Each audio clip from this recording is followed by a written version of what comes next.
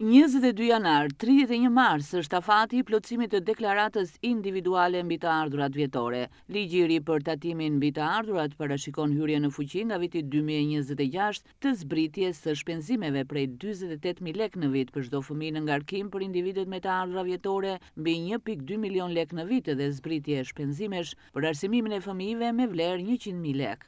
Në një çift bashkëshortësh të drejtën për zbritjen e shpenzimeve të fëmijëve në ngarkim dhe arsimimin, nëse plotësohet kufiri i të ardhurave, ka prindi me të ardhura më të larta vjetore. Nga kjo deklarat, nga shuma totale e saj, zbritet një masë në masën prej 48.000 lekësh për çdo fëmijë në ngarkim. Gjithashtu, ky deklarim përjashton apo njeh dhe ato shpenzime që janë shpenzime shkollore deri në masën 100.000 lekë. Por karakteristika është që të njihen këto shpenzime duhet të jenë të dokumentuara. Çdo të thotë kjo?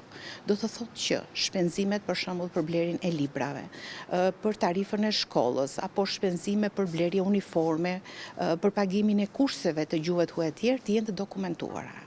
Pra, nëse personi që ka fëmijë në ngarkim në moshën 18 vjeç nuk ka dokumente që të justifikojnë këto pagesa, atëherë fatkeqësisht kjo pjesë nuk i takon. Pra, ky 100.000 lekësh nuk i rimbursohet. Ndërsa rimbursohet pjesa tjetër prej 48.000 lekësh. Diva është e detyrueshme për të gjithë individët që e gjejnë veten tek kategoritë më poshtme. Duhet të ketë të ardhura vjetore bruto mbi 1.2 milion lek. Duhet që të ketë të paktën një periudhë, qoftë një muaj apo 2 muaj, të jetë i dy punësuar, pra të ketë 2 punëdhënës, dhe e treta të gjithë ata individ të cilët kanë të ardhura vjetore deri në 500.000 lek, por të cilat nuk janë të tatuar në burim, siç janë për shembull të ardhurat nga Airbnb, nga Booking apo nga YouTube, janë 3 kategori që janë të detyruar të plotësojnë tatimin diva.